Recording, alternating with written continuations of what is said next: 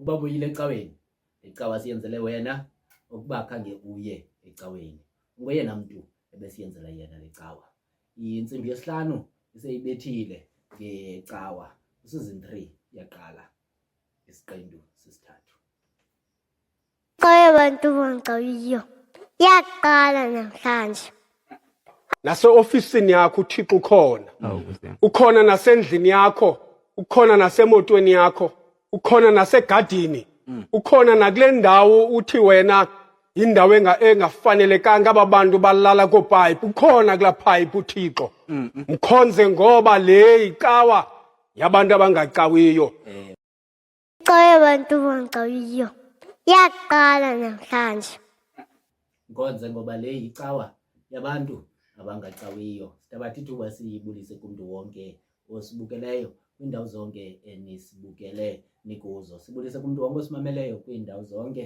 enisimamele nikuzo siyalamkela kwesi siqendu sanamhlanje secawa yabantu abangacawiyo siyabulela ngokuba niye nabuya nahlala kunye nathi namhlanje igama lami ke ndingusihle Bonani andihambi ndedwa namhlanje ndihamba nalo mkhonzi bawo cela ubuza mina bawuqala ukubana umhlambi kuthiwa ngoThomas u7 yena ku-perfection u3 yena ngoba u3 iTrinity ekuya ngiva usithi bana ku-season 3 ku-episode yesithathu bawo ukhona iba khona significance ingakumbi ke into ezinecawa phakathi uThixo uyathanda ukohlulwa kathathu ke naBhayibhelini ke nidla ngokuthi umhlambi iValentine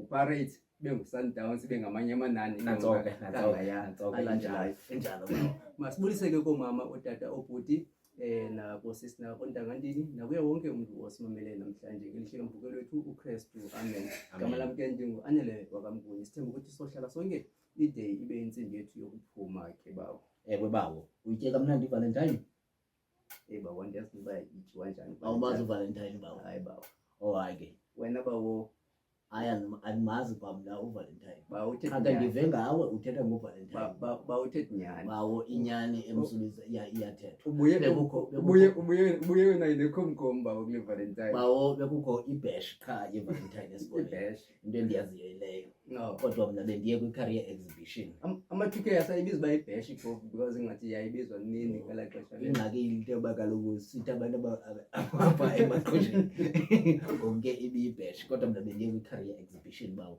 ibiyenziwe ngo-Fisheries, Forestry and Environment apho bekuboniswa khona abantwana into yokuba ngawaphi amakhono abanowalandela apha kweli cala lisondeleyo kwa-forestry nakwa-environment ba nalamoni uNomanqeba ngathi bendike ndamthishepha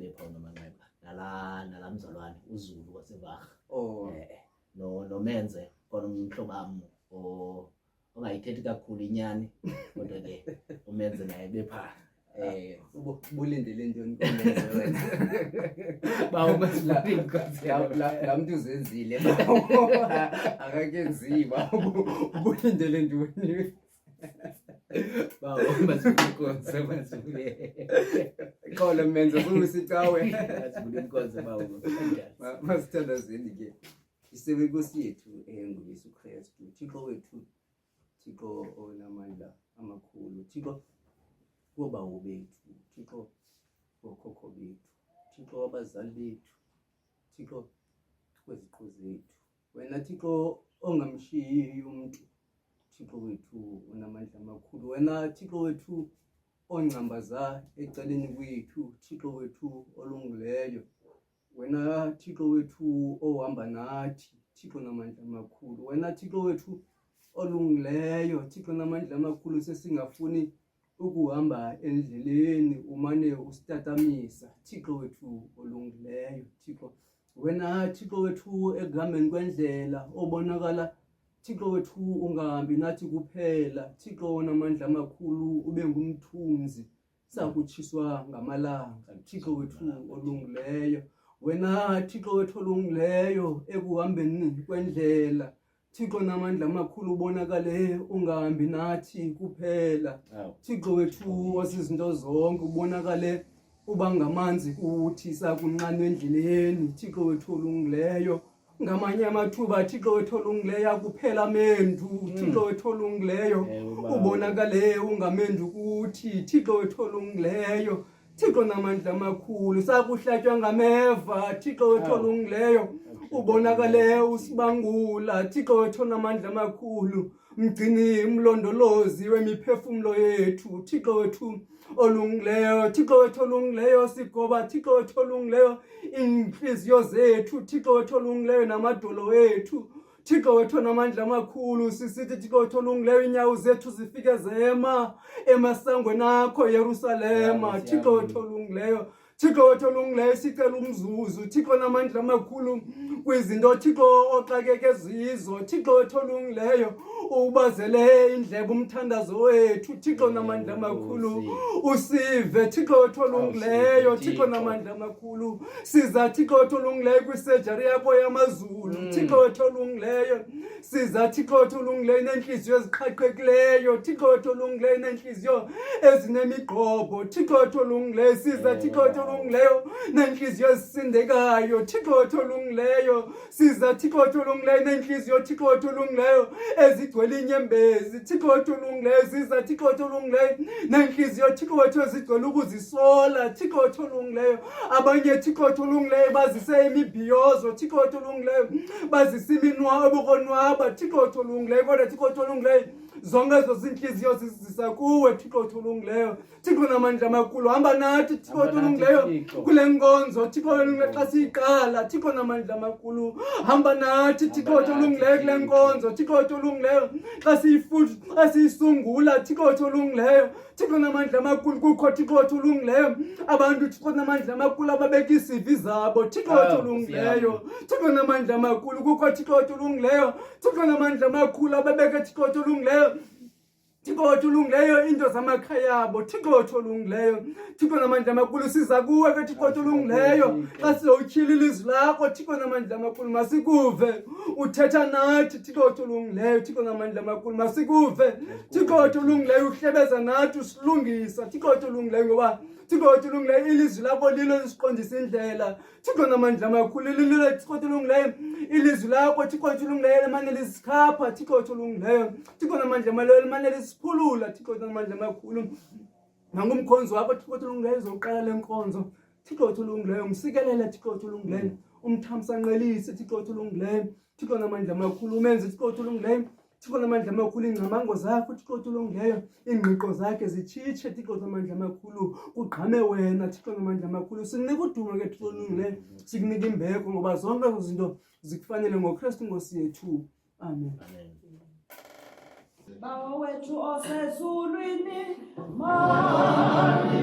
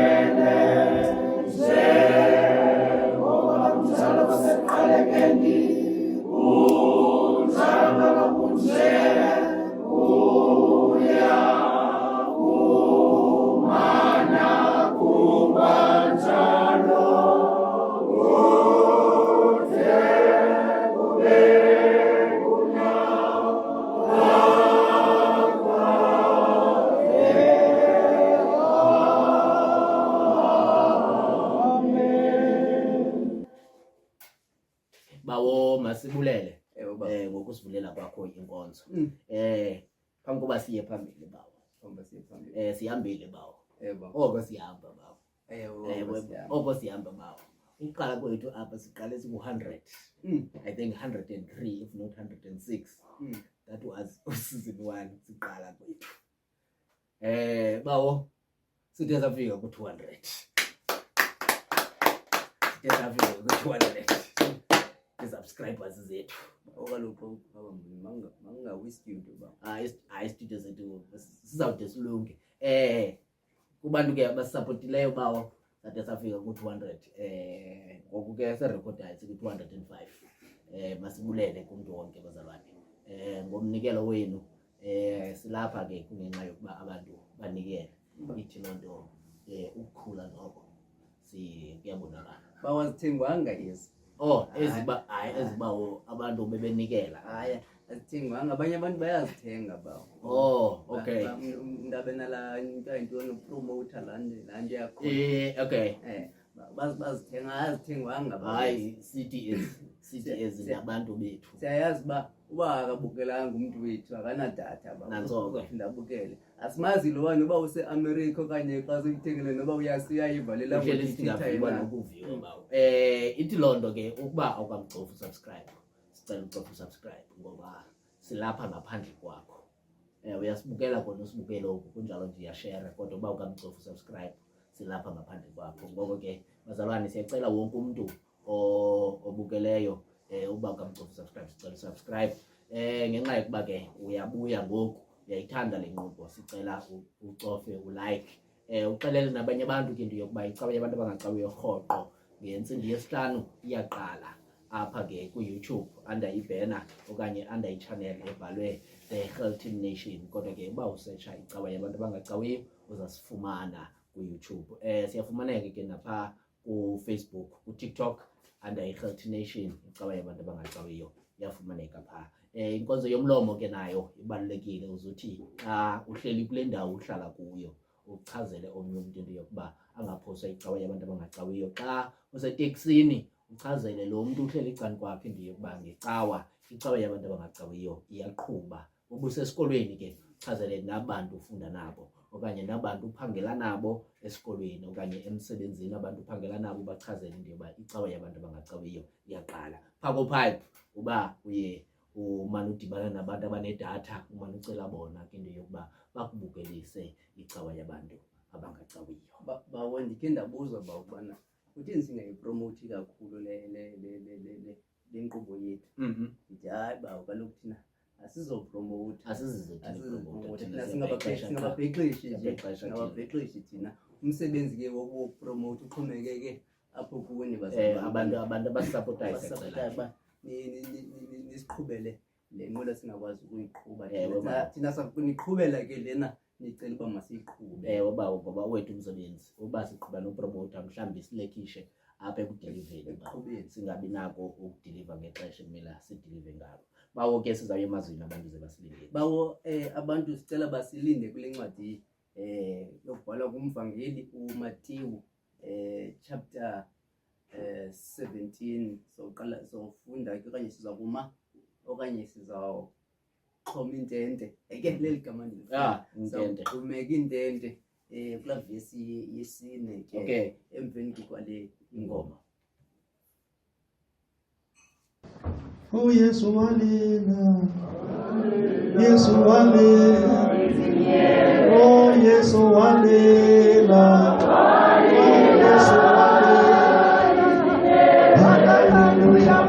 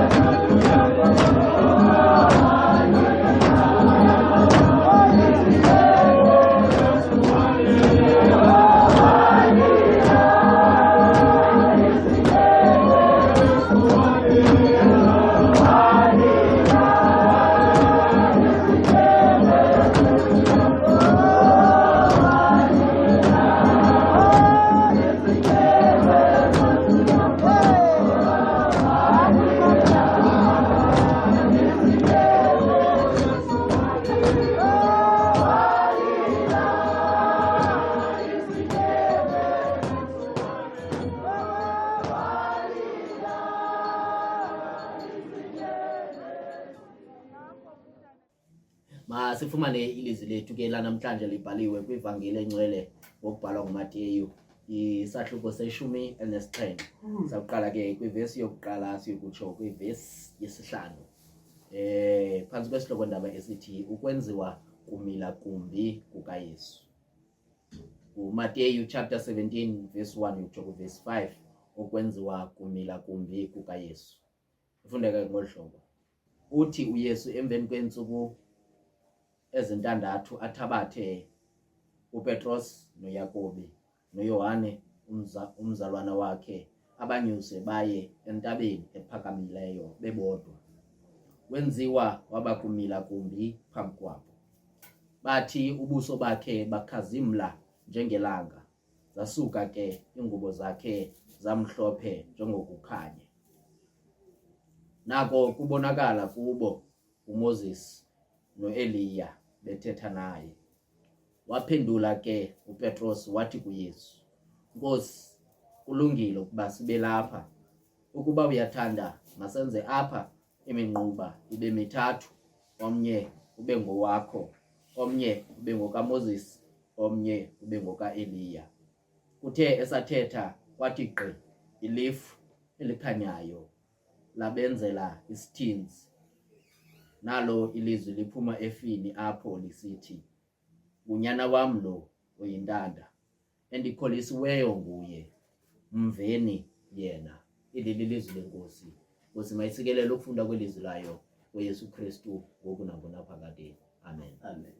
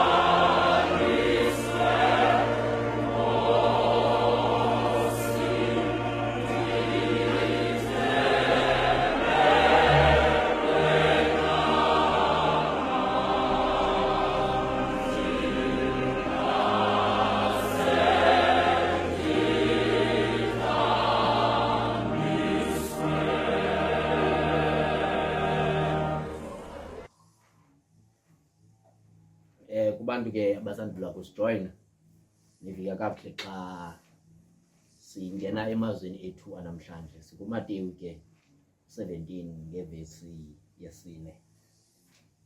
Waphendula ke uPetros wathi kuYesu, Nkosi, kulungile ukuba sibe lapha. Kuba uyathanda masenze apha iminquba ibe mithathu, omnye ube ngowakho, omnye ube ngokaMoses, omnye ube ngoka-Eliya. Uthe esathetha kwathi gqi ilifu elikhanyayo, labenzela isithinzi, nalo ilizwi liphuma efini lisithi, Lo ngunyana wam oyintanda, endikholisiweyo nguye, mveni yena. Bazalwane ke apha kusemveni kwexesha ke apho uYesu etyisa inkitha, semveni ke apho uYesu efundise abantu bemane besondela kuye bezokumamela. Semveni ke uYesu efundise abantu ngokuzincama, athi othandayo makazincame, athi abathi umnqamlezo alandele. Kuye kuthi ke emveni komsebenzi umuntu adinga into yoba makayorecharger. Kuye kuthi ke uthi mfo kaMnguni uthatha abantu oqondayo into yokuba bangakuncedisa into yokuba mawurecharge, okanye abantu mhlambi onobathemba into yokuba kule nto odinga ukuyenza ungahamba kunye nabo. Ngoku uYesu ke kusemveni kwalo msebenzi udinga into yokuba makanyuke intaba, athathe ke aba bazalwane anyuke nabo.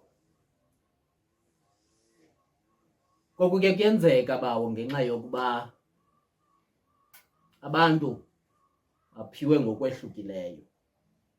Yenzeka xa abantu bebekelwe bucala, kube ngona abantu baqaphelayo into yokuba lo mntu udalwe ngokwahlukileyo kunathi. Mhlawumbi phakathi kwabantu siphazanyiswa sisankxwe nengxolo eyenziwa ngabantu. Mhlawumbi phakathi kwabantu siye siphazanyiswe nangumsebenzi lo esiwenzayo ngelo xesha, singaboni ukudalwa okanye indlela lo mntu esihamba naye enziwe ngayo.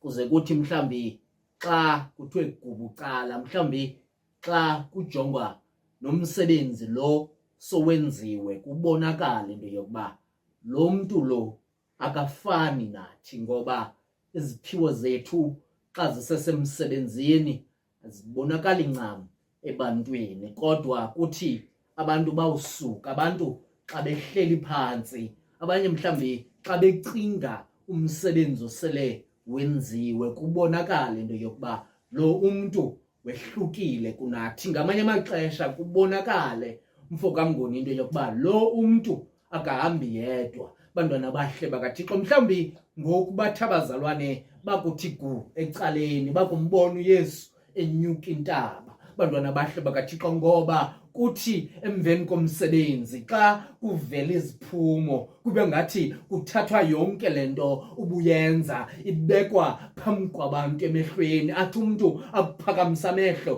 kubonakala umsebenzi wakhe. Abantu baqale babone into yokuba lo mntu besicinga siyamazi akahambi yedwa, zikhona izinto ahamba nazo. Bantwana bahle bakaThixo, abantu baqhele okanye baqhele ukuva beva umsebenzi kaMoses okanye aba bantu bakhe beva ngomsebenzi kaEliya. Ngoku emveni kwalomsebenzi ungaka, emveni kwezimfundiso zingaka zikaYesu, baqala babone iresemblance kaMoses apha ecaleni koYesu, babone imfaneleko kaEliya apha ecaleni koYesu. Ingangathi umthetho lo ulapha kuYesu, ingathi isiprofetho esi silapha kuYesu, ingangathi zonke ezi zinto babekade befundiswa ngazo ngaphambili ngoba omkhulu. Bantwana bahle bakaThixo, zilapha kulo mntu umnye. Bantwana bahle bakaThixo, zange mhlawumbi babona kudibana uMoses edibana ngaxeshanye kwakunye noEliya. Bantwana bahle bakaThixo,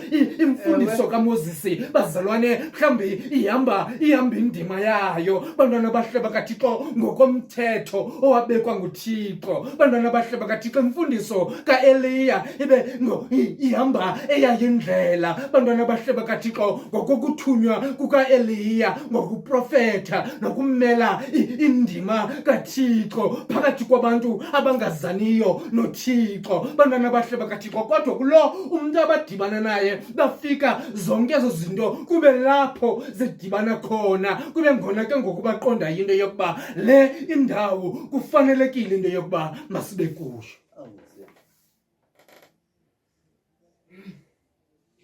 Kodwa ke bazalwane, kuye kuthi abantu xa bebona imisebenzi emihle bathande ukuzisondeza nabo.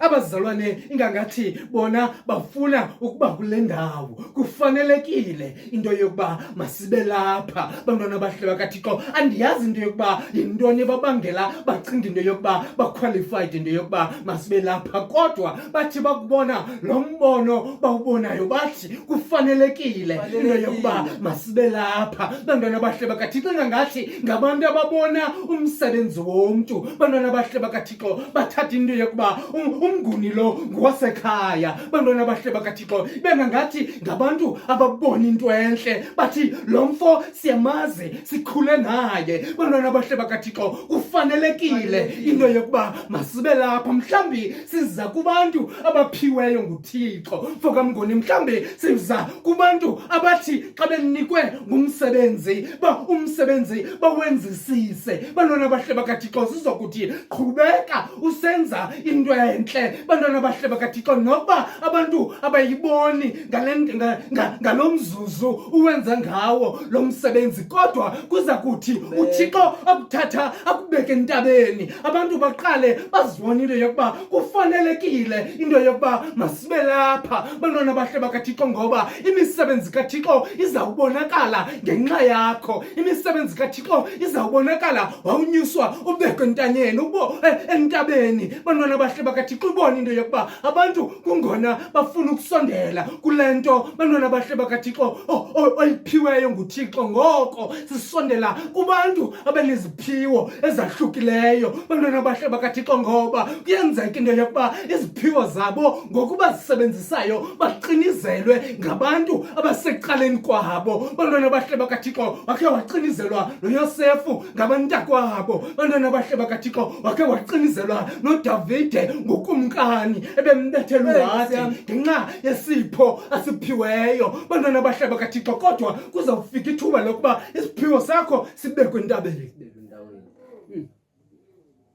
Sondela fokamnguni kubantu ababolekwe izinto nguThixo. Bantwana bahle bakaThixo, ngoba abantu bayakwazi ukuhlala phansi bethunywe nguThixo ngenxa yokuba bangcikivwa okanye bacikidwa ngabantu abasecaleni kwabo, kuba befihla isipho esi asiphiwe umntu nguThixo. Kodwa namhlanje sizokuthi kuzithuba apho uThixo isiphiwo sakho azasibeka entabeni.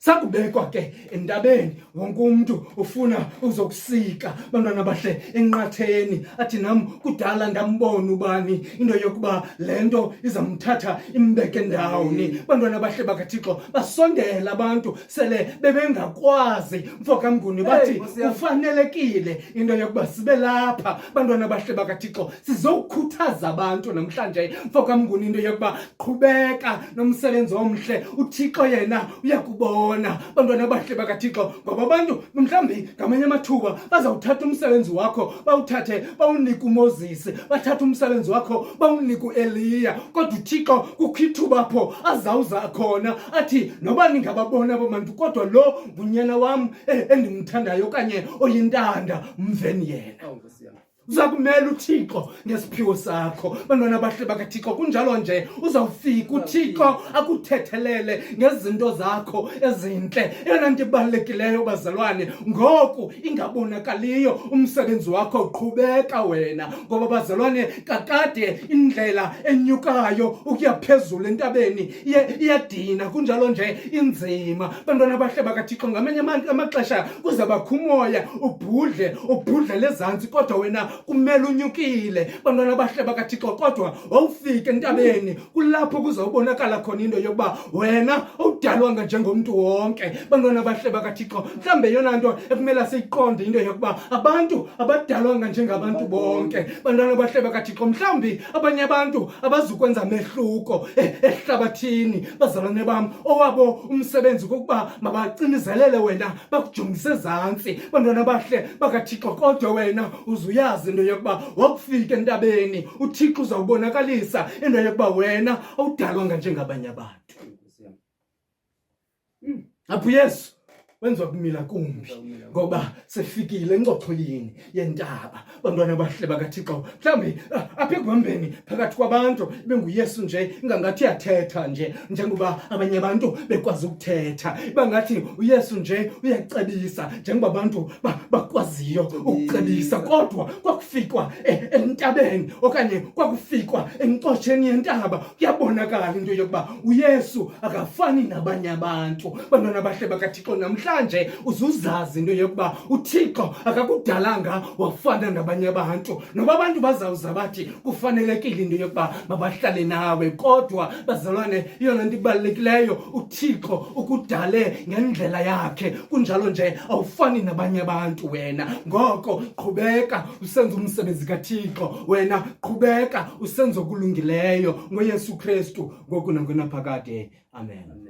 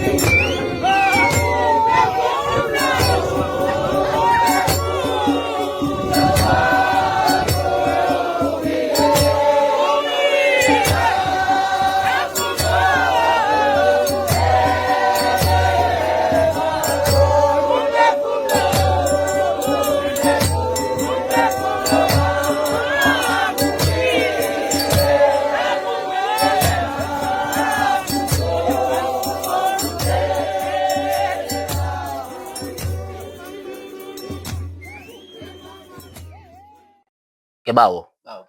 siza kuwe ke ngoku. Bawo, ndiphinde ndibulise man. Kubathandi nababukeli bale nkqubo. Ewe bawo. Cawe yabantu abangacawiyo. Bawo, kule ndawo ke bese kufundwe kuyo. Kulungile ukuba sibe lapha. Ewe bawo. Ndibawela nje ukutsho mna. Kulungile ukuba sibe lapha.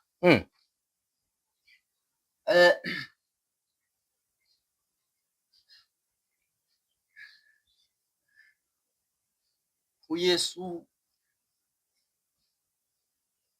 usuke esihlweleni. Ewe bawo. Waphuma namadoda 12.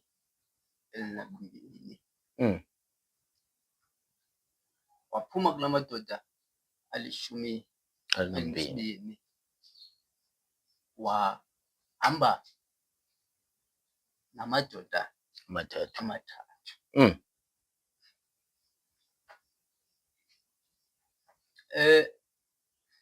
Emsebenzini okanye kwindawo ekuxelengelwa kuzo inyama. Phofu mandithi kwi-organizations apho khona kukho abantu. Ewe bawo. Kubakho abantu. Mhlawumbi kubekho oomanejara. Ewe nkosi yam. Kubekho oo-senior manejara. Kubekho ke ngoku oo-senior manejara. Okay. So ithi loo nto ngoku sihamba naye kanye ngoku sikhwele le nqwelo inye. Kodwa bakhona abafanelwe. Ewe bawo. Kukutya okuthile. Ewe nkosi yam. Umbone lona hayi mani akakalungi for ukuthi angafumana ezi zinto. Nkosi yam. Thathe apha. Nalapho ke kuza kuhluzwa. Kubonwe ukuthi noko aba bakulingene ukuba bangafumana ezi ndaba. Ewe bawo. Okanye ndingakwazi. Ewe nkosi yam. Ukubathemba ngobuze bam. Ewe bawo. Ndingakwazi ukuziphalaza iinyembezi phambi kwabo. Nkosi yam. Ndingakwazi ukuvuya nje ndiphakamise nomlenze. Nkosi yam. Ndingakwazi ukubaxelela iindaba ezifihlakeleyo apha. Ewe bawo. Okanye khona izinto endingenawukwazi ukuzithetha nakubani na. Ewe nkosi yam. Ukuba ufuna mhlawumbi ukuyiqonda kakuhle. Ewe nkosi yam. Ufunde uyotsho ezantsi. Ewe bawo. Le ncwadi kuthiwa ke le nto yenzeke apha. Ewe bawo. Ze ningayixeli. Ningayichazi le nto. Ndide ndibethelelwe ndife ndivuke ekufeni kwenzela ukuthi kube ngona niyixelayo le nto. Ewe bawo. Ngoba nothi wonke umntu ufanele ukuthi ayazi le nto. Mhlawumbi bazokube ukholo lwabo lungekho ready for le meko. Lozawuthi ukholo lwabo lube mhlawumbi lusekrancukancu le meko. Singangena sonke enkonzweni kodwa mhlawumbi ekumazini nasekumqondeni uThixo asizukuthatha ngokufanayo, asizukuqonda ngokufanayo, kwaye asizukukholwa ngokufanayo futhi. Kodwa senyuke nabo uYesu. Ewe bawo.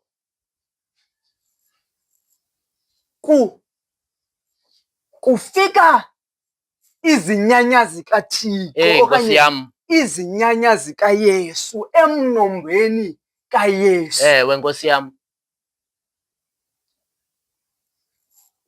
Ukuze siliqonde ncakasana igqirha ukubana libiziwe. Ewe bawo. Lithi xa liye emlanjeni okanye liye entabeni kuvele izinto ezingaqhelekanga. Ewe Nkosi yam. Kuvele izilo zakokwabo, kuvele abantu bakokwabo. Sithi tshini igcamagu livumile. Ewe Nkosi yam. Uzokwenziwa lo okanye kwenziwa loo nto apha kaThixo ke.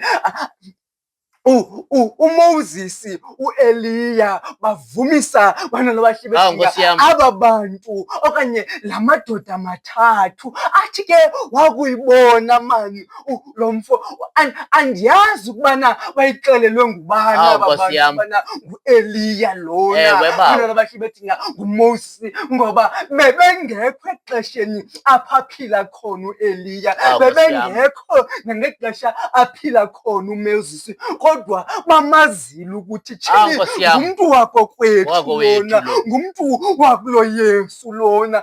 Bayazi ukuthi tshini kulungile ukubana sibe kule ndawo, ngoba xa ufumana imfudumalo, xana ufumane ukonwaba emphefumlweni, bana awufuni ukuyilahla lo mfudumalo yakhona. Bantwana bahle bedinga uthi nokubana umhlawumbi uhamba phi na, nokubana umhlawumbi ngamanye amathuba uhamba emthunzini lethunzi lokufa, uthi wokujonga ipicture kamamakho nokuba sengekho ufumane uhlaziyeke emandleni, ukhumbula izinto awayekhe wakwenzela zona, ufumane ukufudumala. Nokuba ke ethethiswa loo nto akafuni ubantwana bahle bedinga ukuphulukana nalento ahlangene nayo, ngoba thina siyakwazi ukuthi sesiyifumene imfudumalo, sesimbonile ukuthi thini nguye uYesu lona. Bantwana bedinga siphulukane, bantwana bahle bedinga nalo mfudumalo, ngoba asiyazi ukuthi masenze ntoni ukuze siyigcine. Umhlawumbi esitsho nje, bantwana bahle bedinga ufuna ukuthi kwakhiwe iminquba ibe mithathu, kwenzela ukuthi bakubetheka abantu, bakungakholwa abantu ukuthi uYesu wayekhe wafika apha wasonwabisa, okanye saquqa ke endleleni, siyazi ukuthi siza kukhalela phi, ngoba bakhona abantu bakuxakeka endleleni bakukhala, bangayazi ukuthi baxakeka phi, ngoba akwakhanga minquba. Bantwana bahle bedinga akho nto ibakhumbuzayo. Umhlawumbi ufuna uPetros ukuthi bantu bahle bedinga xa ukholo lwakhe lusezantsi, xana amadolo etyhafa okholo abaleke aye kulaa ndawo ayifumene khona ukufudumala, aphinde awachole khona amandla. Kukho amakholwa angayazi ukuthi ahlangana phi noYesu. Kukho amakholwa angayazi ukuthi aguquka phi na. Bantu bahle bedinga umntu ahambe nje utshatshiwe, bantu bahle bedinga athi xa idibana nale nto abheke ngapha, ayidibana nalena abheke ngapha. Uthi ke uPetros umhlawumbi ufuna xa idibana naloo meko exakeke endleleni, ayazi ukuthi thini kanene endaweni ethile. Bantu bahle bedinga ndadibana naye uKristu, ngoba iminquba ikhona. Athi seyithethile njalo, bantu bahle bedinga eyithethile njalo, bantu bahle bedinga efuna ukwakha iminquba apha engafuni nokusuka. Bantu bahle bedinga athi liveni ilizwi, bantu bahle bedinga lo ngunyana wam uyintanda, mveni yena. Bantu bahle bedinga lona ngunyana wam uyintanda, mveni yena. Umhlawumbi athi sekuyenzekile okanye sebethe shwaka aba bantu, bantu bahle bedinga umhlawumbi ngamanye amathuba besizawucinga uba bantu bahle bedinga lo Yesu ulingana naba bantu balapha ecaleni kwakhe, silibale silibale sithandaze uMoses, Ewe baba, sithandaze uEliya, silibale oyena mntu ufanele kukuviwa. Ewe Nkosi yami. Ngoba aba bantu babini babesecaleni babethunyelwe kwangulo mntu ume nabo. Oyena mntu ekufanele ukuthi simvile ke, balokhu bedinga sesiyifumene njalo imfudumalo, kodwa oyena mntu ekufanele ukuthi simvile ngulona uthunyelwe nguThixo uqobo lakhe. Balokhu bedinga masambeni ke emveni bana seyifumene imfudumalo, balokhu bedinga inhliziyo zethu bedinga zigcoba ngaphakathi, sazi ukuthi mnye ofanele ukuviwa ngoKristu Nkosi yethu. Amen. Amen.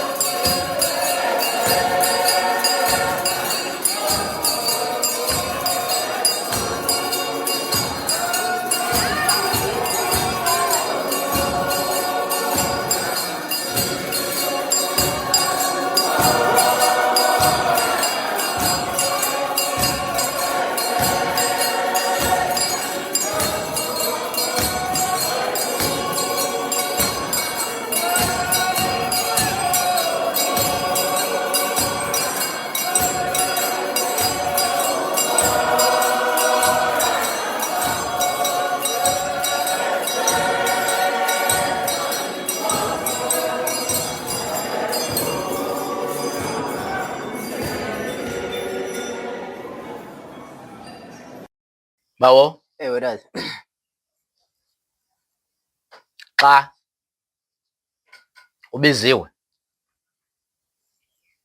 ubiziwe bawo. Ubiziwe bana.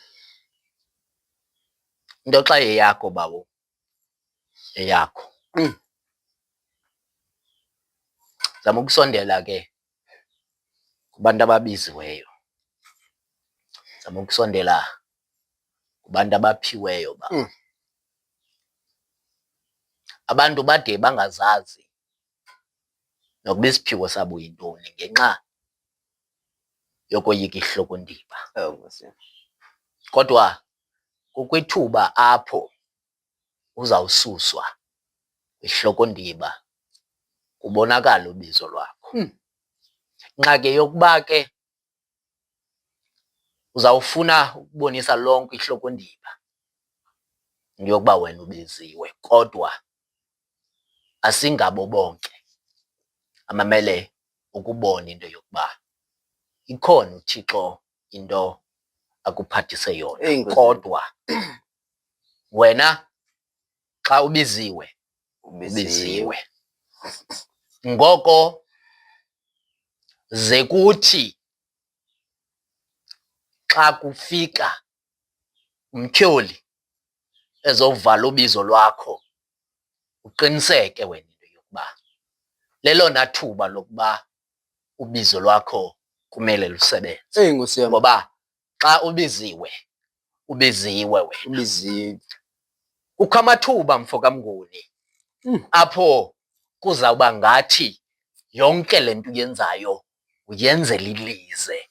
Ngoba uba ngabheka kwecala ihlokondiba aliyiva le nto uzama ukuyenza. Uba ngabheka kwecala ihlokondiba aliyiboni le nto ukuzama ukuyenza. Kodwa ukuba likhona ugcuntswana noba mhlawumbi ngabantu abathathu, ithi loo nto ubizo lwakho lufanelekile. Bantwana bahle bakaThixo, ngoko bazalwane ze abantu abaphiweyo nguThixo bangancami, bantwana bahle bakaThixo, ukwenza umsebenzi abawuthunyiweyo. Bantwana bahle bakaThixo, ngoba bazalwane uMadiba okanye uMandela obizwayo namhlanje ngelaa xesha wayesenza ezaa nto wayezenza, abantu babecebukile kuye. Bantwana bahle bakaThixo, ngoba ufunwa ngamapolisa. Urhulumente wexesha langoko wayesithi esi sisikrelemnqa, lo ngumgulukudu ofanele ukufakwa entolongweni. Bantwana bahle bakaThixo, abantu abayaziyo nehistory yehlabathi, abantu badla ngothetha ngoMartin Luther King ngapha eMelika, abantu urhulumente welo xesha wayebafuna bafile. Bantwana bahle bakaThixo, kodwa abantu ababiziweyo ngelaa xesha bamela ubizo lwabo. Ngoku sima sisithi wasilwela uWalter Sisulu. Bantwana bahle bakaThixo, kodwa ngelaa xesha abantu bayesithi andifuni ukusondezwa kwaba bantu. Bantwana bahle bakaThixo, ngoba ubizo lubiza intshaba. Bantwana bahle bakaThixo, into yokuba mazikugubungele. Bantwana bahle bakaThixo, abantu abebefunda kule minyaka esidlula kuyo, bantwana bahle bakaThixo, bambaleka bambeka ecaleni nomcebo Dlamini elwela ikamva labantwana bakuthi. Bantwana bahle bakaThixo, kuba zasingakwazi nokubhatala iifizi zaseyunivesithi. Bantwana bahle bakaThixo, abantu ababephambili ngelo xesha bathathwa ngulo wethu urhulumente waphosa ngapha kwezitshixo, kodwa abantu ababiziweyo baqhubekekela baya phambili. Bantwana bahle bakaThixo, kukho abantu ngoku ababhatalelwa amatyala abo ezikolweni ngenxa yokuba kukho abantu abama phambi kwabantu bathi le asiyiyo. Bantwana bahle bakaThixo, nawe ithi loo nto. Uba uyabona into yoba kuyamoshakala, sukuhlala emva. Bantwana bahle bakaThixo, nokuba uzawubekelwa bucala ngabantu. Bantwana bahle bakaThixo, kodwa eyona nto ibalulekileyo ukuba ubiziwe ke ubiziwe. Bawo, ndimamele kakuhle. Ukuba ubiziwe, Nkosi yam, biziwe ke. Kodwa bendike ndathi xa ndithetha kwenye indawo ndathi intsikelelo kaThixo, ntsikelelo kaThixo ilandelwa bububi. Ewe Nkosi yam. Thixo angaku-eleveyitha nee-challenges zizoye zinyuka. Uwafumana phi ke amandla. Ewe bawo. Bakhona abantu kwisekile yakho Ewe bawo. xa amandla esetha ubathembe Hey Nkosi yami. ukuba ndiza kunyuka nabo intaba. Bakhona abantu elubizweni lakho Hey Nkosi yami. xa ufune kulilile ubasuse ebantwini Ewe bawo. uhambe nabo ulile kunye nabo Kunye nabo. xa nisihla intaba. Ewe Nkosi yami. nisihla niphindele ebantwini. Ewe bawo. Iinyembezi zibe zisezingubeni zabo Ewe bawo. zingekho emehlweni yakho. Xa ufuna ukuphalaza imbilini yakho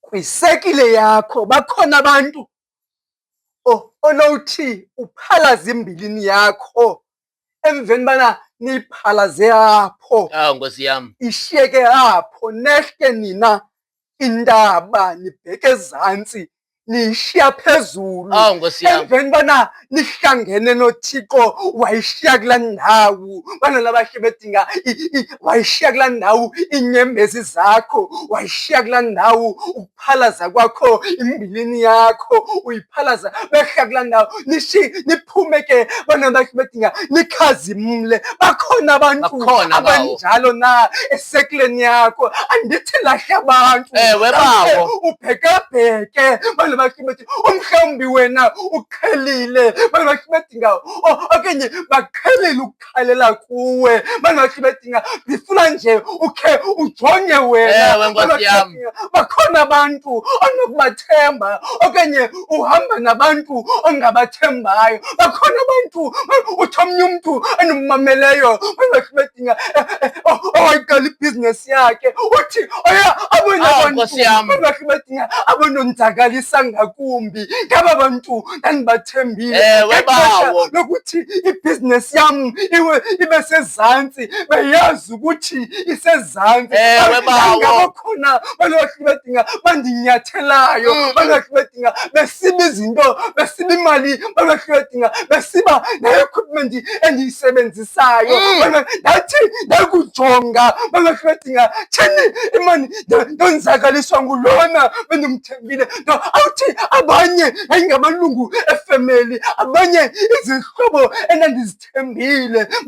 Ndifuna umhlawumbi nawe kwisekile omane bahle bedinga othandazanayo bana bahle bedinga bakhona abantu onobathatha ubaxelele iimfihlo zakho bana bahle bedinga zingaphumi ngaphandle. Ewe bawo. Bana bahle bedinga ngoba ekubizweni kwethu okanye ekubizweni kwabantu bana bahle bedinga bayadinga abantu bana bahle bedinga ekuzokufuneka bana bahle bedinga basuke umhlawumbi ebandleni bana bahle bedinga bayowuthandaza nabo bana bahle bedinga basuke baphalaza imbilini yabo ngaphandle kokuthi babajonge umhlawumbi ngamehlo wokubajaja bana bahle bedinga okanye mhlawumbi babanike ulwango olufana noluya likaJudasi. Ewe Nkosi yami. bedinga kodwa ndifuna ukuthi kawukugocegoce bana bahle bedinga abantu ohamba nabo ukuthi bakulungele ukuthi nyuka nabo intaba. Bawo.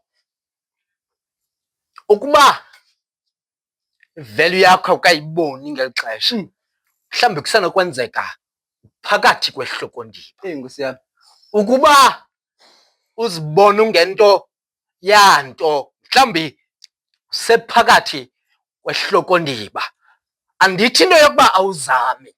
Uyazama wena kodwa ingangathi emehlweni aba bantu phakathi kwabo ayikho into yenzayo uphakathi kwehlokondiba. Kunjalo nje ihlokondiba umsebenzi wabo kukudodobalisa into eyiphiweyo nguThixo. Kodwa namhlanje sizokuthi kuzawuza ithuba lokuba uthathwe unyuswe intaba. Wakunyuswa intaba kulapho uzawubona khona into yokuba lo umsebenzi ubuwenza unevalue. Kunjalo nje wawunyusa intaba, kulapho uzawubonakaliswa khona into yokuba aba bantu bakwenyelisayo ngoku awufani nabo wena. Bantwana bahle bakaThixo bayeke ngoku bathi ayikho le nto uyenzayo, bayeke ngoku bahlekise ngendawo osuka kuyo, bayeke ngoku bahlekise ngekhaya lakho. Kunjalo nje bayeke ngoku bahlekise ngabazali bakho. Mhlawumbi akubekho nokubakho kanye ukuba bakhona abaphangeli nokuphangela, bayeke ngoku ngoba uphakathi kwabo kwihloko-ndiba kodwa kukho ithuba apho kuzawunyuka intaba. Bantwana bahle bakaThixo, ekunyukeni kwentabo kulapho uzawubona khona into yokuba wena awufani nabo. Kuba nomsebenzi wakho phakathi kwehloko-ndiba kodwa ubuncwane bomsebenzi kubonakala encotheni yentaba. Bantwana bahle bakaThixo, ngoku bazawuhlekisa ngawe. Bantwana bahle bakaThixo, ngoku bazakwenza into yokuba ube yinto yokuhlekisa, abanye uzawuba yitopiki. Bantwana bahle bakaThixo, kuthiwa xa ungena nabakusetyalikeni kuthiwa mjonge usaphinda ezaa mpahla zakule veki ezakwalipheleyo. Bantwana bahle bakaThixo, ubeve. Kunjalo nje le nto bayithethayo bayithethe kuba befuna uve. Kunjalo nje besazi into yokuba akukho nto uza kuyenza ngoba awunawo amandla. Ababo abazali nemali zabo zibabangela bacinga into yokuba bakhulu kunawe. Sizokuthi namhlanje bayeke okwangoku ngoba kuzithuba lokuba kunyuka intaba. Wakufika encotheni yentaba kulapho uzawubona khona into yokuba wena awufani nabo, ngoba into ephiwe nguThixo ikubangela ufane noYesu mkambi, ube wenziwe phakathi kwabo, ube kumila ngakumbi. Bantwana bahle bakaThixo, yiloo nto namhlanje sisithi bayeke. Bantwana bahle bakaThixo, sizokuthi bayeke. Wena qhuba nomsebenzi wakho, qhuba nokuthandaza uThixo. Bona abangcikivi bayeke mani, qhubeka nokuthemba uThixo ngoba kukho ithuba lokuba uzawucetyulwa phakathi kwabantu abaluhloko-ndiba abafuna ukudodobalisa. Uhambe nabantu ababini okanye abathathu ufike phezulu uzibone into yokuba kakade ngoku bebecinga into yokuba bakhulu kunawo ngabona abantu bangafanelekanga ukuba secaleni kwakho. Bantwana bahle bakaThixo, bayeke wena. Siyeza bazalwane, ixesha lokuba akumele uThixo athi lo ngunyana wam oyintanda. Kunjalo ndithi loo nto imisebenzi yakho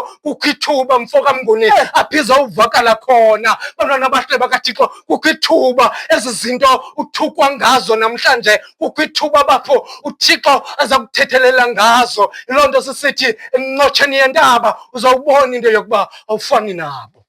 Bawo, ithi xa igqitha le nto, xa kuqala uvesi 5,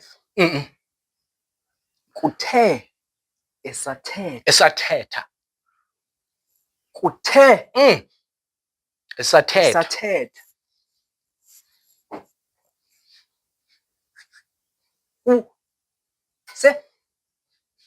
siyathanda ke ewe bawo ukuthetha ngoba uPetros lona Nkosi yam ibingumntu ndiyazi noba ebecinga fast na okanye ebengacingi ewe Nkosi yam asukathethe kodwa ibingumntu oreactor fast ezintweni Nkosi yam athethe. Umhlambi nam nawe ewe bawo sireactor fast ezintweni Nkosi yam sithethe nokuba sisekuxinekeni Nkosi yam siyathetha thina noba sisokonwabeni siyathetha nokuba siyalila siyathetha thina. Nkosi yam Sometimes sithetha izinto ezilungileyo zide zibe wrong. Ewe bawo Sometimes sithetha izinto ezirongo zide zibe worse kuba wrongweni. ewe bawo Kodwa suka izulu laqhawula loo nto Nkosi yam esathetha kuthe esathetha nawe umhlambi ikhona lento ikuthethisayo Nkosi yami. Abantu bedinga kodwa uza kuvela uYesu Uza kuvela. Nkosi yami. Abantu bedinga uza kuvela uYesu esathetha ungakwazi nokuthetha umhlambi ikuxakile lento Ikuxakile into. ujongene nayo asukuthixo athi gqi Nkosi yami. usathetha ngoba uYesu mosi othi gqi abantu bedinga abantu behamba endleleni Nkosi yami. Emausi basithembe yena ukuthi uza kuba nguye oza kusikhulula Nkosi yami. wemuku apho Yesu webawo.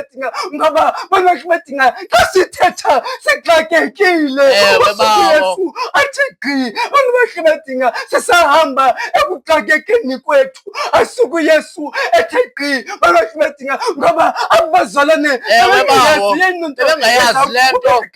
emveni koko ikhona imeko ezithi zakusixaka singayazi into eza kukuqhubeka balahlodinga umhlawumbi ngoku uvuma umnandi ecaweni webawo. ude uthi balahlodinga ingaske kungahlwi ngoba kumnandi apha ingaske lingagoduki kodwa balahlodinga uzothi uYesu usathetha balahlodinga uske kuthi gqi ilizwe lithi mveni ke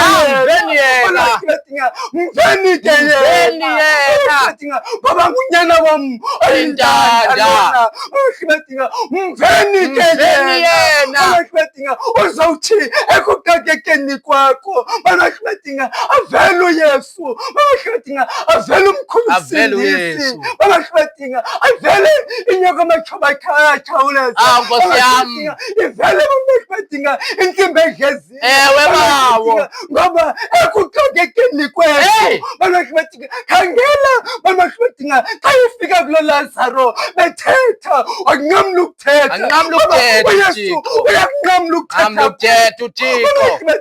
uyakunqamla ukuthetha kodwa kufuneka kuqala senyuka intaba naye balahlodinga kodwa kuqala kufuneka kuqala senyuka intaba naye asizumbona kakuhle asizukumva kakuhle uThixo ethetha nathi sisezantsi entabeni yile nto balahlodinga awathi omnye umzalwane wadala siyijikeleza asinyukele ngentla balahlodinga nathi kudala siyijikeleza ngentaba umhlawumbi nawe udala usijikeleza zisicelo sakho kodwa nyuka intaba namhlanje kwenzela uzowuhlangana noThixo anqamla ukuthetha balahlodinga ungamva nje uThixo balahlodinga akakanqamla ukuthetha akanqamla ukuthetha uThixo balahlodinga ngoba uthetha uThixo ethetha balahlodinga makanqamla uThixo ukuthetha uThixo ngoba singamakholwa sinento eninji yokuthetha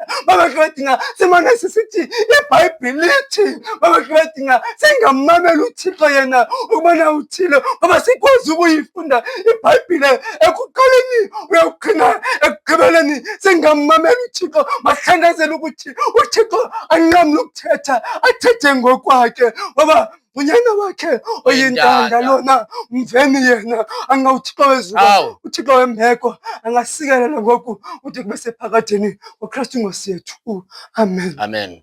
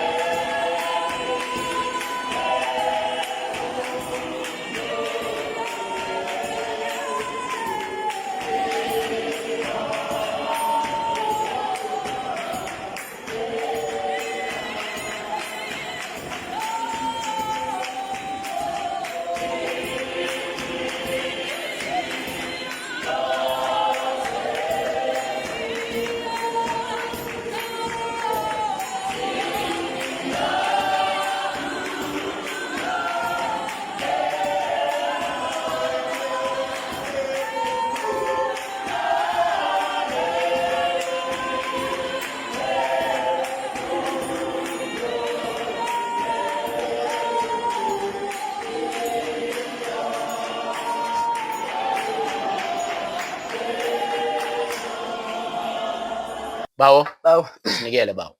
bawo masinikele ke bawo masibulele ke kuwe wonke umuntu osasibukeleyo ngoku uba ukasubscribe sicela usubscribe uba ke ubukele ngoku usubscribile awukamcofu like sicela ucofe ulike Thank you. napha comment ke ucomment no comment uyaphendula ke lo mzalwane Uphendula ipage. uyaphendula oh awuyo page Hayi, kuphendula ipage. ayaphendula ke I-channel. i-page yaphendula i-page cela ke uyishare ku-platform zonke okuzo wena okuzo nesithi nesikuzo wena okuzo ungathenga amehlo yethu lapha kuzo zonke za platform Facebook X zonke zonke kwindawo ke ohamba kuzo uchaza ubana icawe yabantu abangacawiyo iyafumaneka ngentsimbi yesihlanu ibhexeshwa ke ngulo mzalwane wakabonani ngamanye amaxesha ke uyawumane umnqakula shem ehamba nam Ewe bawo. bawo ke sibheka phi ngoku Bawo, siyavala ke ngoku. Ngoku besiqala buke wathetha ngesithathu esithathwini. ewe Ngu-season 3 lo. season Ngu-episode 3. Ndiyabona ke umqulunqi wenkqubo iye wabona nathi into yokuba masibeke iminquba ibe mithathu. So ndiyabona into yoba lo 3 uvela kayi-3 kwayena. Ndiyabona i-Trinity. Andiyazi ke uba uyithetha ukuthini loo nto, kodwa ke noba yi-coincidence siyibonile ke i-coincidencer apho. Ewe, i-coincidence apho. Bawo, masivale inkonzo yanamhlanje ngofefe. Fefe lenkosi yethu, uthando lukaThixo nobudlelwane bobuyingcele bungahlala kuthi sonke ide ibuye inkosi izolanda ibandla ngoku naphakade. Amen. Amen, amen, amen, amen, amen, amen, amen,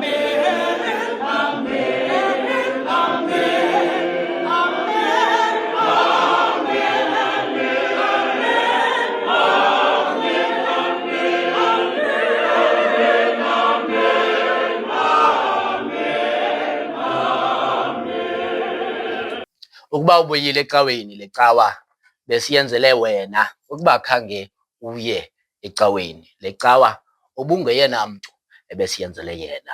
Yilaa nto kuthiwa ke bawo yi-prime customer. Ungoyena mntu ke besibhalele kuye. Masibulele ke kumntu wonke osibukeleyo namhlanje kwiindawo zonke onithe nasibukela nikuzo. Kumntu wonke osimameleyo kwiindawo zonke nisimamele nikuzo. Sithi enkosi bazalwane, masiphinde sidibane futhi kule cawa izayo ngentsimbi yesihlanu. Igama lam bendimsihle Bonani, ndingahambi ndedwa, ndihamba noAnele wakamnguni kude kube lelizayo bazalwane. Le yicawa yabantu abangacawiyo. ungalibali ukuthandaza uThixo othandazekayo. Bhabhayeni, enkosi. Yo, Papa, Take 3. Papa.